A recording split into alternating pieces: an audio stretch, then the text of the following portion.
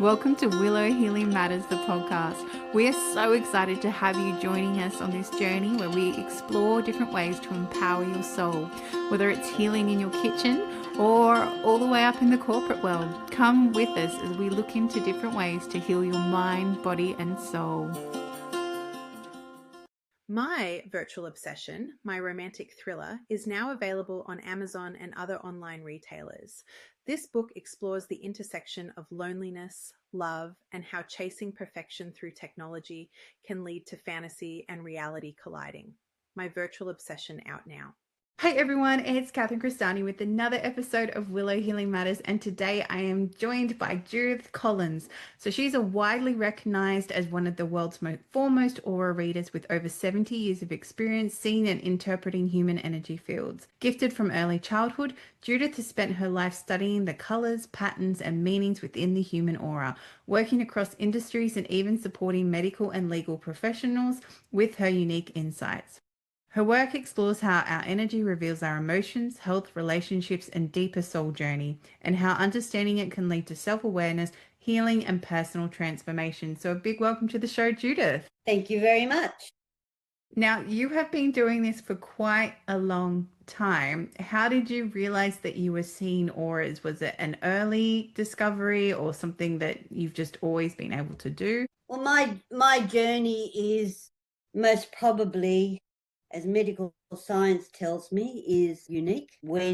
Just to give you an idea, when tested medically, scientifically tested, when I was reading auras of patients in hospitals, they tested me and they found that I use a part of the brain that was only used in prehistoric times, that as humans developed, they no longer used it.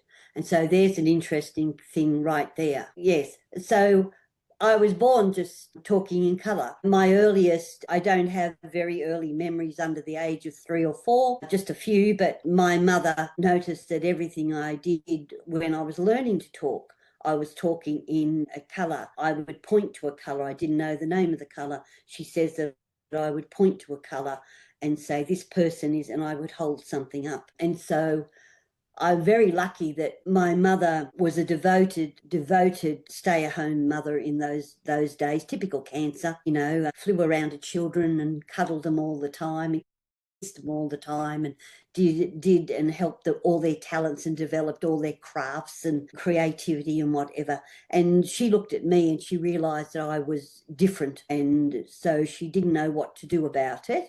So she went to see her family priest. And the family priest came up and spoke to me. This is when I was about 3. I don't remember this. She said that the family priest spoke to me and he said, well, obviously I'd been blessed by the Holy Spirit because I was able to do all these things. I was able to tell him that he had a sore wrist, which he'd hurt when he was a young child. He fell off a bicycle.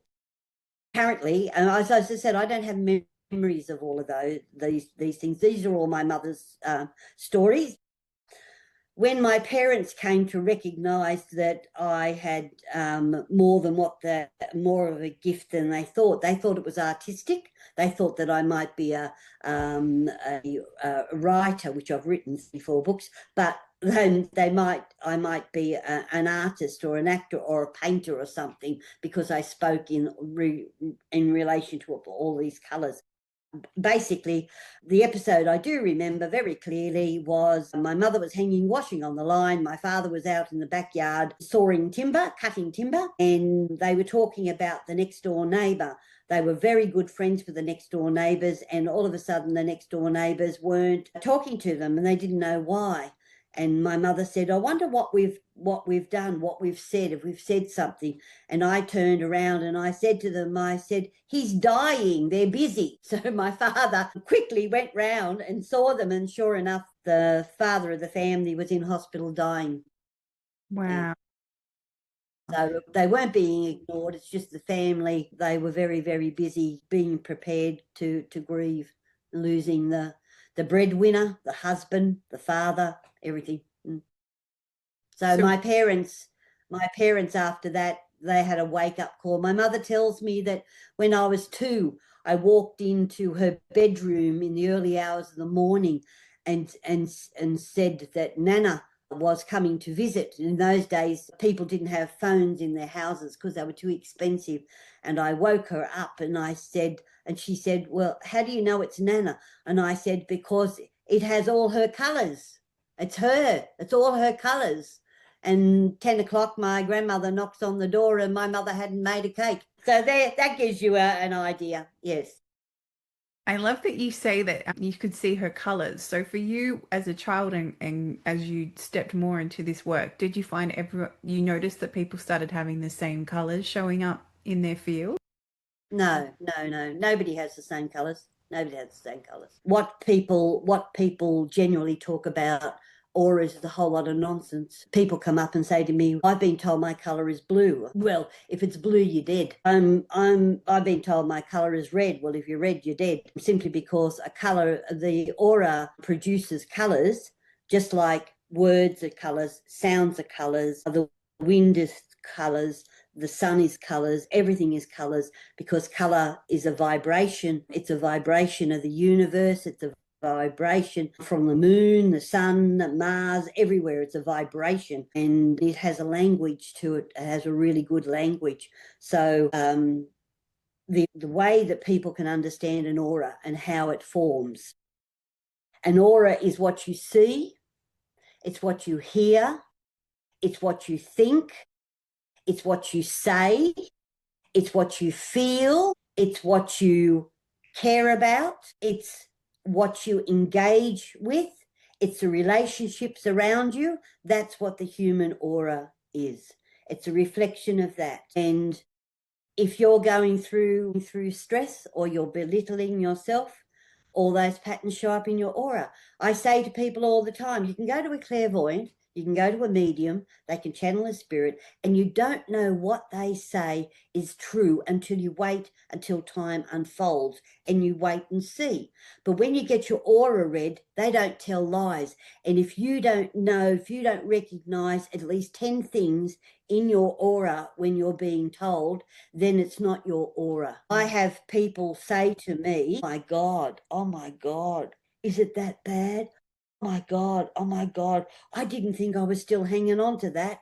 Oh my God, I didn't think that my brother had that effect on me. And yes, people talk like that, yeah, because auras are a blueprint of who you are.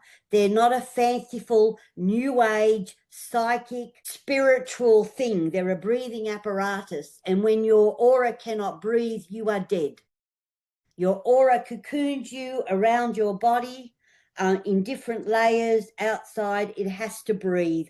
It has to breathe because it's outside the skin, and your skin has to vibrate and your skin has to breathe, and the aura apparatus is around it. Yeah. So there you go, in a nutshell. I find that's a really beautiful perspective, because when people come to me and don't do work like channeling and mediumship and everything like that, I always say to them, I can't absolute any of this, because we always have free choice and free will, and it's not exactly what's what's right here, right now. And like what you said, what's happening in your aura is reflecting that right here, right now. So it's easier to be more concrete in that than, people will go, oh, but what's going to happen in the future? It's like, well, we don't know. We have free choice and we can make a choice at any moment and change what that is. The aura, just interrupting there. Yeah. That's different with the aura. The aura entrepreneur can go for 7 years. All the patterns go for 7 years. If you do an aura, this is why I have studied auras all my life, because it's my natural language. I never went to meditate my chakras, did anything like that, because they were all in the aura. I could see those. I saw what they were. I saw how they interacted with everything. I've never had to go to anybody else, because it's just like going through all the years of school, then going to university, and then getting a research grant. That's what I've done. I volunteered for the Red Cross and went to a war zone just to study the soldiers and the people going through the war. And I found the fine line in the aura between terror and fear, and what happens when you cross it. I have worked with refugees coming off boats, children who have 7-year-old children who have lost all their family, and somebody put them on a boat. They don't speak English. They haven't got anybody to protect them, and they land in a country that they don't recognize or understand.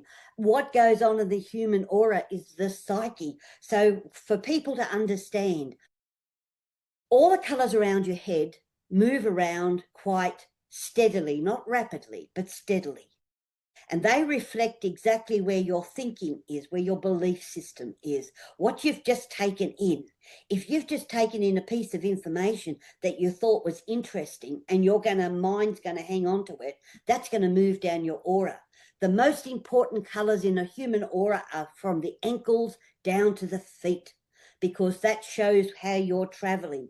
Colors under your arms show how you are moving. What's the main focus in the background of your aura? Now, if you've got grey there, I simply look at it and say you've been a victim of circumstance. That could be bullying at school. It could be carrying things on from a childhood. It could be a woman or a man who's been subjected to some kind of violence. And it sits there behind all the colours, and it drains them and it drags them and it does all of that. Most people, when you walk down the street, have got towards the side of the head, round the shoulders, somewhere down along the arms, they've got these grey little pockets with a pink matter colour in the middle of it, and that shows they've got negative self-talk. And once upon a time when I was growing up, it was rare that you ever saw it. Now it's everywhere. It's everywhere. Go down the street and it's everywhere in everybody's aura. So I've written a post on my website about how the aura has changed over 70 years, and it's very, very interesting, all those changes. So the most important colours in the human aura, if you want the journey, are from the knees down to the feet. Each aura has a different length of time. You may be going through something you're doing right now. You might be renovating the house. You might be planning a holiday. You might be changing jobs. You may have just changed your bank accounts and you're working out all your money. You may have taken on a mortgage. All those things stay in until they're completed. So therefore your aura follows that until its completion. So most people's auras will last them from the shoulders downwards, will last them for about 5, 6, 7 months. Some that are working on big projects like entrepreneurs, they can last for 5 to 7 years.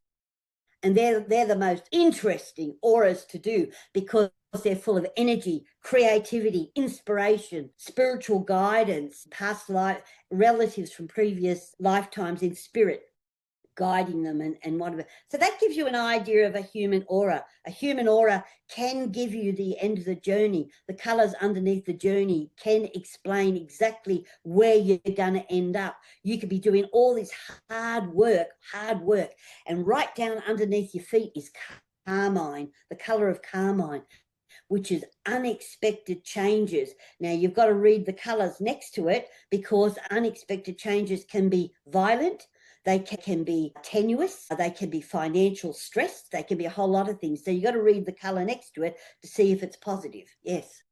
Yeah, there you go. No, I love that. And can people change it? Like if they are, if they've got a lot of their grey sucking their energy, or if they're feeling really unstable with that carmine energy, are there things that they can do to shift the colours in their aura? Well, basically all colours, all of those heavy weighted colours that come, they're a result of our emotional, psychological, physical experience. So they have to be healed. So they can't sit down and meditate and say, I'm going to change that. Doesn't work. They have to do work on themselves. They actually have to do work on themselves. Yes. Yeah. I had a fellow in Hungary yesterday, and he had a lot of it, but he was able to explain to me where it was coming from. It's coming from childhood. And so I just simply told him he had to find a professional, a hypnotherapist, and undergo Gestalt therapy in about 4 sessions. That will start to shift. So it's the physical work that you have to do on yourself. Most people who are spiritually developing themselves are running away from the human trait. They're thinking they can escape it. But the human aura shows that and it's fascinating. It's absolutely fascinating. It shows that the soul is after the human experience, not the spiritual one. It's after the human experience. And so I dug deep years ago when I was working with some scientists, and I found something that I found was absolutely amazing. The soul can't exist, cannot perform, cannot feel, cannot experience without the logic mind. When it attaches and it works in harmony with the logic mind, it can feel the birth of a newborn baby and the mother holding it in her arms, and feels the love connecting from the baby to the mother, and the father putting his hand on the baby and feeling that love. It can feel when boy meets girl, falls passionately in love. It can feel that, but it can't feel it without it. So the logic mind is so important to the soul because it has tangible experiences. Say you're cooking in the kitchen and you've followed a recipe, or you've created it yourself, and everybody goes, wow, isn't that lovely?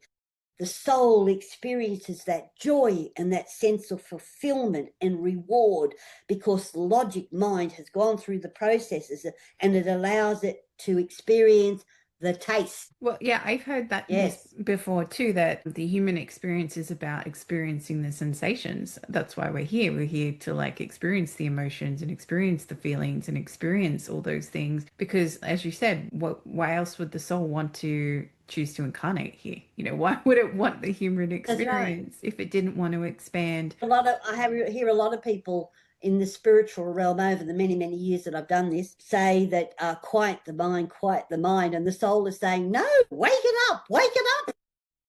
I love the work coming out of the Heart Math Institute. I don't know if you've seen it, Judith. And Yeah. it talks about, you know, tune into your heart, your gut, but you still have to tune in with your mind at the end. Otherwise, how are you going to take action on that creativity, and how are you going to birth those ideas into the world? Because if it just stays in your heart and you have a good feeling about it, nothing's going to happen. You actually need to get the mind going to apply it logically in your life as well. Well, the creative, intuitive mind, which are one, they're one. I believe the mind sits in the astral aura. The simple reason I believe that, I've come to believe it, and I'm quite steadfast on it, is that I've been exposed to people dying, to study the processes of how the body closes down, what happens in the aura, what happens to deceased relatives coming in, how long does the spirit stay around the body, all that. And so I've done dozens and dozens and dozens of those, from young children to 90-year-olds, and it all happens the same. It's exactly the same process. And so you get to understand the whole process of the journey of everything. And I've worked with surgeons, and I've worked with medical researchers and scientists and so on, looking at all of that. And the mind, I believe, sits in the astral simply because it's the astral that holds all our memories from previous lifetimes and collects them all in this lifetime. And when you die, it's the astral aura that detaches and goes with it. And so if you want to communicate with a deceased relative, and you can do that, they can connect through their experience because of the mind. The mind remembers all the experience, and it gathers all the experience. So I believe, I believe from all my experience that the mind must sit somewhere in the astral layer of the aura. No, I so agree with that. I started reading the holographic universe, holographic universe, I think, holographic mind. I can't remember exact title. And it was that idea that, you know, they were experimenting, and whenever they cut out a part of an animal's brain, unfortunately, was, you know, but they found that it was still remembering the same things, even though they were kept, you know, removing these parts of the brain, and it showed that it wasn't being stored physically in the brain, and that it was being projected somewhere outside. So I completely agree with you. And even working with people who come through who are deceased, that's right, their memories are still intact. They still have That's right.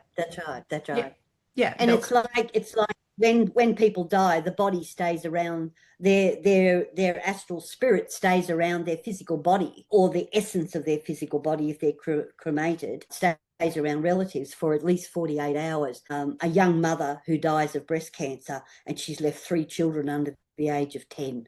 She can stay with those children. She can come and go and stay with those, rightly stay with those children, to guide them and to caress them when they're asleep, and to hold their hands and to wipe their tears. And she can do all of that, and she may do it for years. And she can stay around. She doesn't have to go anywhere. When my husband died 16 months ago, I brought his body home from the hospital. One of the things he said to me, I've realised that I'm never going to put the key in the front door ever again. And I'm never going to drive down the driveway and put the car in the carport. He said, never going to do those things again. Anyway, so when he died, I organised for his body to come home and lay on a cold mat, and he was here for 5 days, and that was allow his spirit to come home, to be able to detach, to feel, to attach, and then gradually detach. And besides, I had him all to myself in the house, which was lovely, absolutely lovely. We didn't have our religious thing or whatever. We had because we've been environmental since 1969, when we learned about climate change, he had a cardboard coffin. He had, with rope handles and no metal on it. And so we just had a farewell. We just had everybody coming and sharing stories and photographs and all that kind of stuff, and just an afternoon tea and a farewell. My mother, who is 98, she came out of the nursing home in a wheelchair, and she went in to visit Paul's body about 4 times. Yes, so I had him in his favourite room, and everybody went in and sat and talked to him. There was no grieving, no loss, no anything. It was a celebration of his life. People are asking me, why don't I mourn? Why don't I get upset? And I said, because we were married for 54 years. I will have spent more of my life with Paul than without him.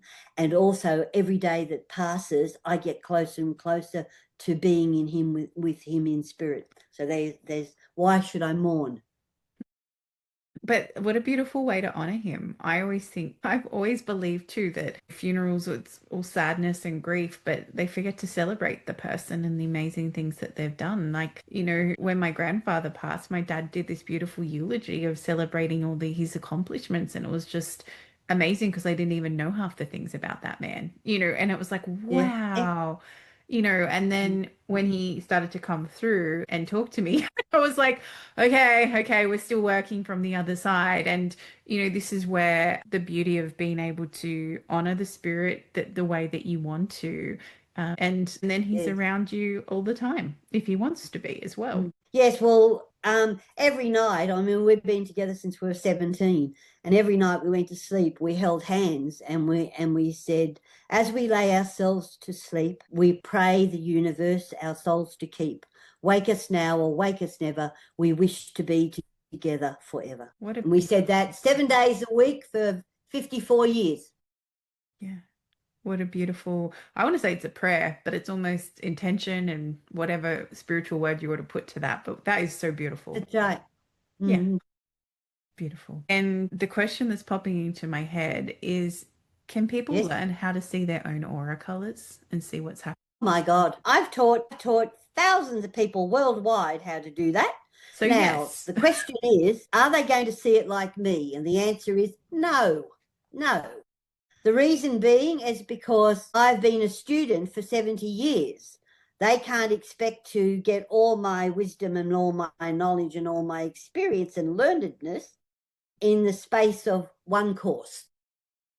They have to work with it. Who do I like to teach to see auras? I have taught doctors, nurses, psychiatrists, psychologists, scientists, youth workers, counsellors.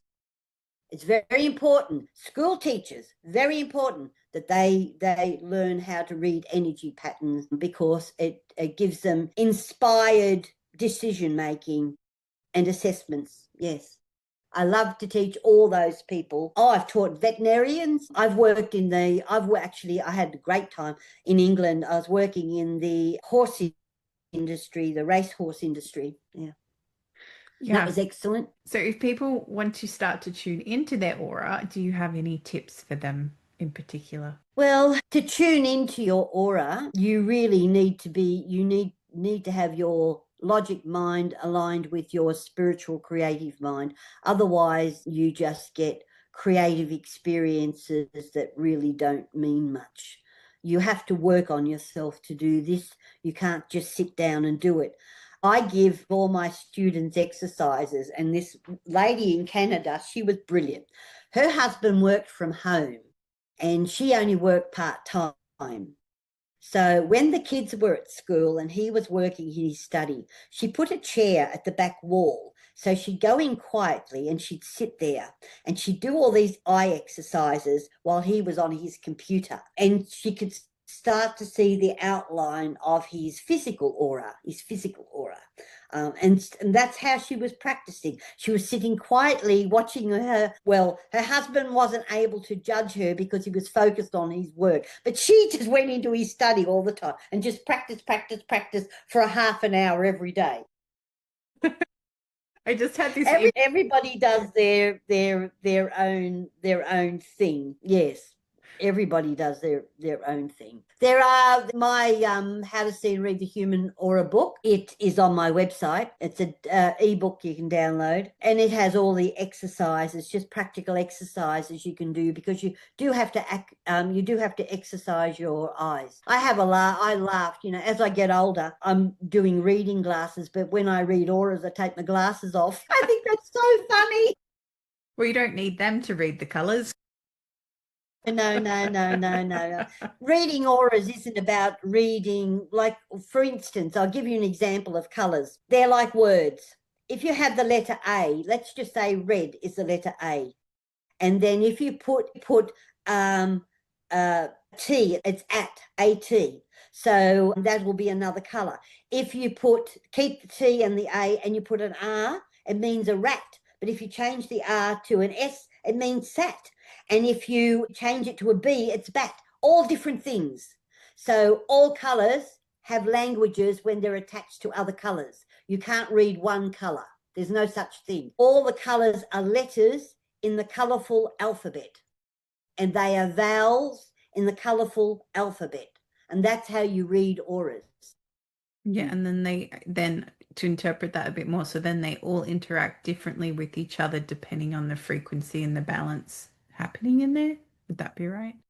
They only speak, it doesn't have to do with frequency or anything. It's got to do with the mix of the colours and how they sit side by side, and how they, and you can, well, I mean, I can see which way they're going to move. If I see the richest colour in the human aura is claret, a good glass of red wine. That's the colour of it, right?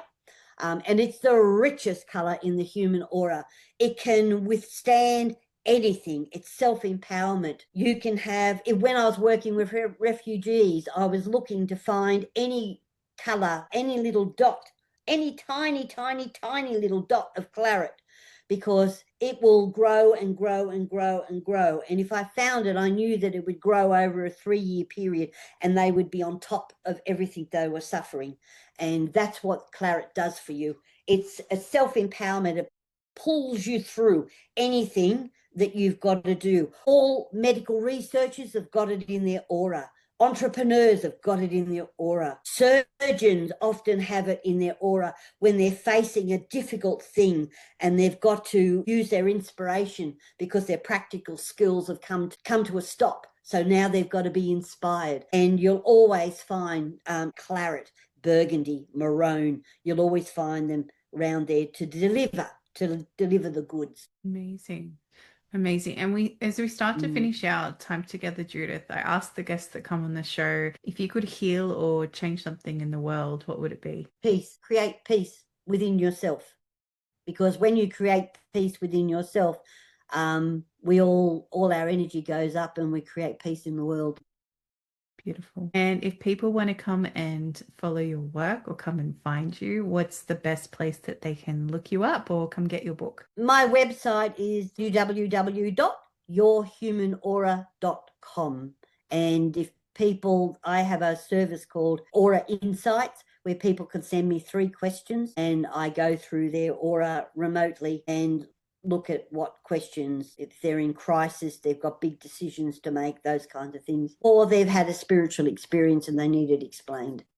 Yeah, beautiful. I'll make sure to put all those details in the show notes as well. So thank you so much for sharing your beautiful knowledge and giving us an insight into the world of Judith Collins. I love how you see the world through color and how that interacts. But anyone listening, if you enjoyed this episode, please like, subscribe, or share. And please head over to Judith's website. And if you're curious, honestly, get her book. I have your book. I haven't fully read it, but I've read parts of it and I was blown away because it just helped me understand there's more to us than what we've been taught. So thank you so much, Judith, for sharing your time and your wisdom. Thank you. Thank you very much. Are you looking for an afternoon boost to support you until the children go to bed or to get through that evening meeting? Why not reach for a cup of ceremonial cacao? It will boost your energy, reduce your inflammation, and also allow you to go to sleep at a decent hour. For more information on how to grab your ceremonial cacao, check out the link in the show notes for 10% off. Thank you for listening to Willow Healing Matters, the podcast. We have so much love and gratitude that you have taken the time out of your day to empower you on your healing journey. The views shared by the person being interviewed might not necessarily reflect that of the host and should be used at your own discernment. Trust what resonates for you and follow your heart and soul guidance. If you have any underlying medical conditions or mental health issues, please consult with your healthcare provider before pursuing any of the recommendations. Likewise, you can always contact the person being interviewed to find out more information. This can be found in the show notes. Remember to activate, align, heal, empower, and find love in everything that you do.